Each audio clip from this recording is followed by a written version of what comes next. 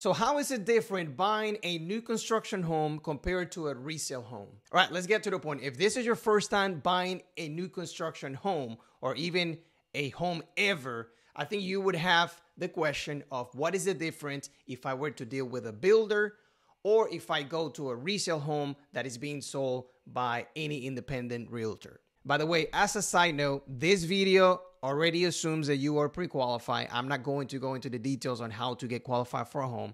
And also, this doesn't apply whatsoever for custom builders. I'm talking about builders who actually are developing entire communities. All right, so just a side note before we get started. By the way, I'm making this video for two reasons. Number one, I'm interacting with a client who asked me, what is the difference between buying a new construction home compared to a resale home? And I noticed that I've never made a video about it. And second, I received an email from another individual telling me, I do, however, want you to know that if a new build is being offered by a builder, I will most likely deal directly with the builder, as that is how you get discounted pricing and lower interest rates. Alrighty. Okay, so here's the confusion and the misunderstanding that this person have, just like maybe thousands of people. He believes that going directly to the builder, they will have a better price for him. Let me tell you this. Number one, builders do not lower their price because you work directly with them. His confusion and the confusion of a lot of people is this. You only save money when you use the builder's preferred lender. All right? Realtors are not lenders. You have lenders who do financing, meaning they give you the mortgage. And then you have the realtor who actually find houses, they sell houses and things like that. All right? So that is a confusion. Lenders are not realtors and builders are not lenders. So when you go directly to the builder's lender, then they will give you incentives. They are going to offer you to pay either closing costs or maybe part of the closing costs. They're going to give you better interest rates and etc. For example, D.R. Horton have their own financing department. You get what I'm saying? Now, I have sold plenty of new construction homes for 5 years, and my clients use me as a realtor, but they work directly with the builder's lender, right? So that is the number one confusion that people have. Okay, should I go directly to the builder or should I continue working with my realtor? The answer is this. It doesn't matter if you go directly to the builder, because you can go directly to the builder and use their realtor and their financing and get the same exact deal as if you use your realtor and their lender. You get what I'm saying? A lot of my clients have saved plenty of money, and I'm talking about thousands. I literally have one right now in Savannah quarters who got an incentive of $20,000, and she's working with me, but she's working with the with the builder's lender. You get what I'm saying? So that is the number one question. Yes, that is the answer right there. Now, the second question people have is this. If the builders already have their own realtors, does that mean that my realtor cannot sell those houses? The answer is this. It doesn't matter. The realtors can sell their houses and other realtors can bring them buyers to them. Remember this. Every single home that is for sale by a licensed real estate agent and is put on the market publicly, right? You have the MLS. Every single home that is on the MLS can be sold by any real estate agent. Does that make sense? Builders always expose what is the compensation, meaning they put the home for sale and they say, hey, if you bring me a buyer, I'm going to give you 2.5% or 3% or whatever percent it is, right? So every single home that is for sale with a builder in this whole area, not only me, but every single other real estate agent have access to the same exact homes and they can help you with it, all right?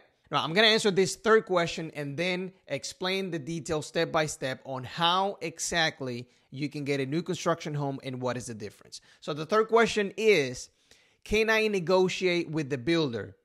Different variations of that question is, can I offer less than their asking price?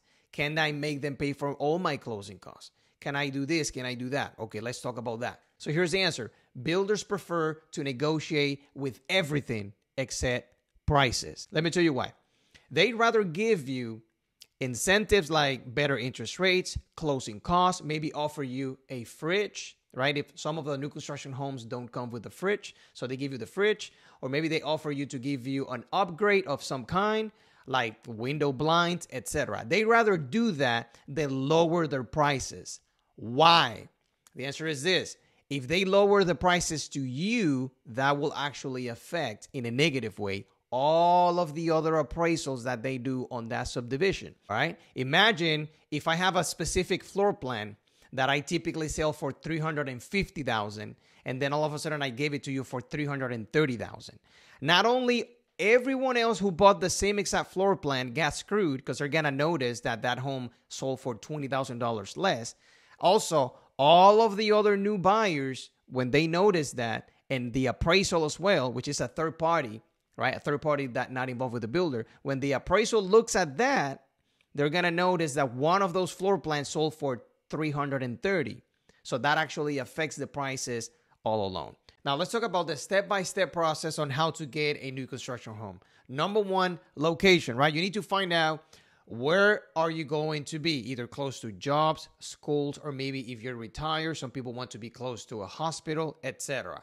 Right? Once you know your top 3, 4, 5 locations that you can be in, then you go online and you look for homes in those areas. New construction homes, developments. Or also, if you already know an agent, you can just tell them to send you new construction homes in whatever area you want.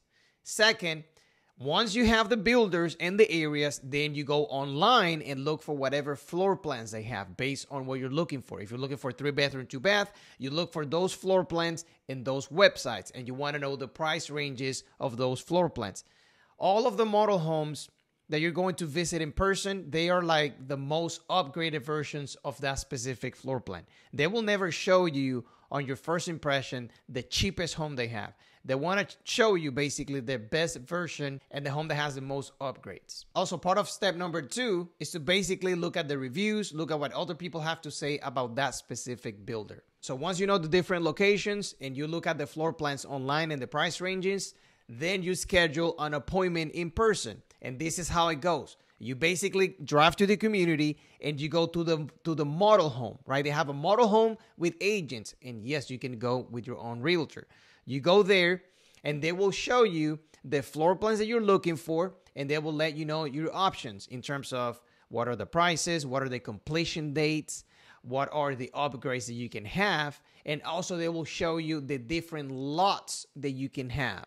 Not every single floor plan can be built in every single lot, all right? They have specific lots for specific floor plans, and you need to know that.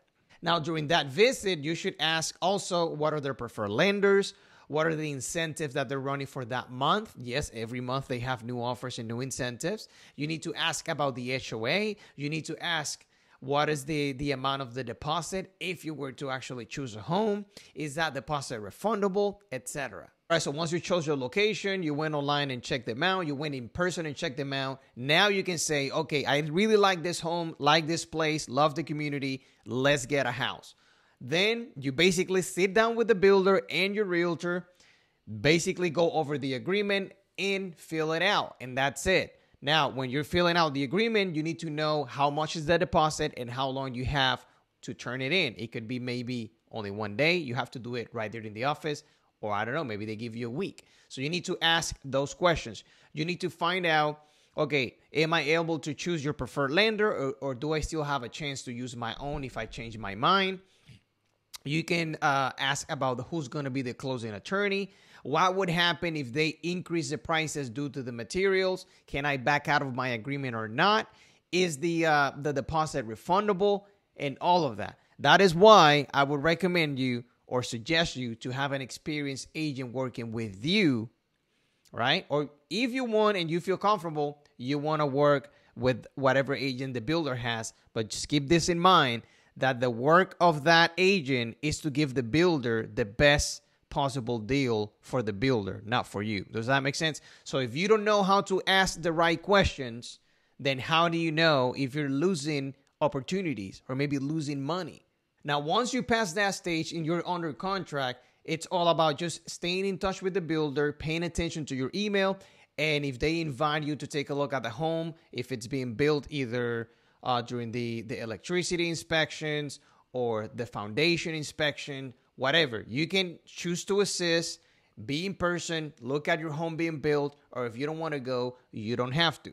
Now, once your home is built, you're going to have a final walkthrough, just like in any other home. You're going to make sure that everything is good to go, that it's not broken. And then after that, you go to closing and they give you the keys. So what are some of the main differences between buying a brand new construction home compared to a resale home? Here are some examples. Number one, let's say that you've been making offers on resale homes. The first thing you're going to notice if you find a brand new construction and you make an offer is the set of documents, meaning the paperwork or the contract, right? They have a different contract, which is typically made by their own attorneys instead of the Georgia Realtors contracts or agreements, right? So that's the main difference. The second difference is that with a resale home, you're dealing with an emotional seller, right? You're dealing with a person, not a company, right? So that person on the resale home, they've maybe been there for 5 years, 10 years, and the negotiation is typically more emotional, right? When you get your inspection